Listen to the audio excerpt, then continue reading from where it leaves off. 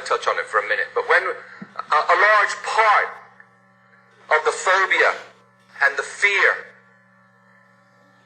has come out of religious doctrine that people have been inducted with since they were young. In some churches, not in all churches, thank God.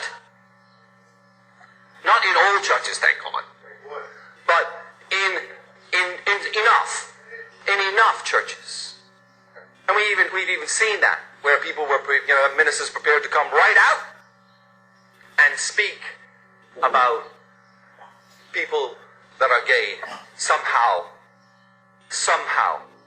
being against the teachings of the Bible of God. And I always feel this frustration with that, because people don't even stop to think. I'm right at the governor from Texas when he was asked about should the Bible be printed in Spanish in Texas, because they had a lot of Spanish-speaking people there. Should the Bible be printed in Spanish? And he made the statement, English was good enough for Jesus, so it's good enough for me. And that's the type of stupidity that can abound in people that latch on with this zealous dogma to the teachings of the Bible. The Bible's full of great stuff. Great stuff. Full of great things. Good teachings. Good teachings. But it's also full of some really scary, crazy stuff. Crazy stuff. Tie your son up to an altar and bind him because you're going to stab him because God puts you to the test. And, decapitating people for their sins and blood and guts and all the rest of it, especially in the Old Testament. I wouldn't read Leviticus to my kids. Wow. They'd be terrified to ever go to church. Well, that's the teachings. Anybody to my mind that wants to adhere completely and think you could take everything from the Bible, this is a frightening thing. 2,000-year-old teaching that really originated around the time when the Iron Age and people thought the world was flat. People thought the world was flat during that time. And a lot of other things. Well, we weren't around, but we know that those were the types of beliefs that people had. We've moved on.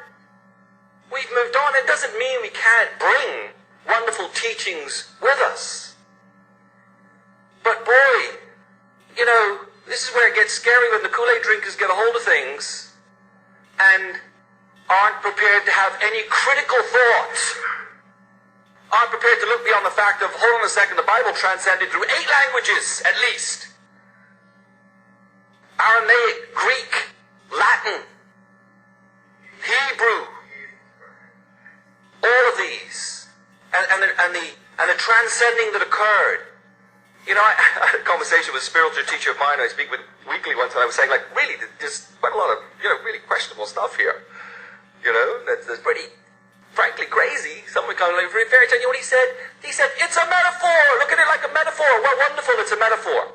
I think there's a lot of good teaching in that.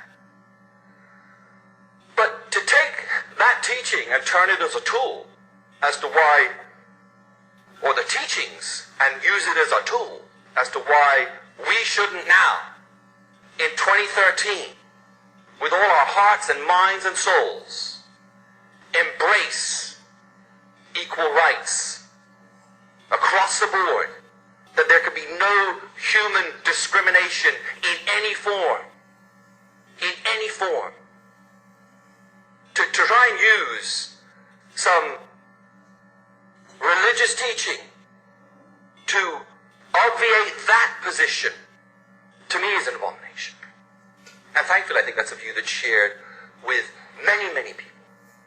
Thank God that it is. Because here we go. Being a bit facetious, right?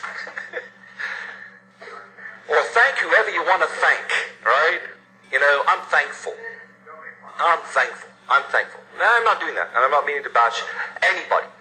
But this type of, when my honorable colleague Glenn Smith was saying that, there are people that are out there that have not come back to this country. And I believe this to be the case because of the perceived homophobia that has existed here.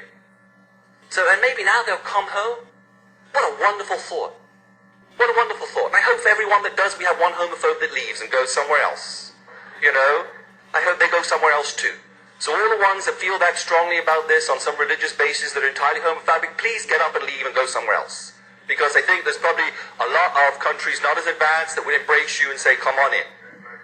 So they could go somewhere else. And I'd be happy about that too. You know.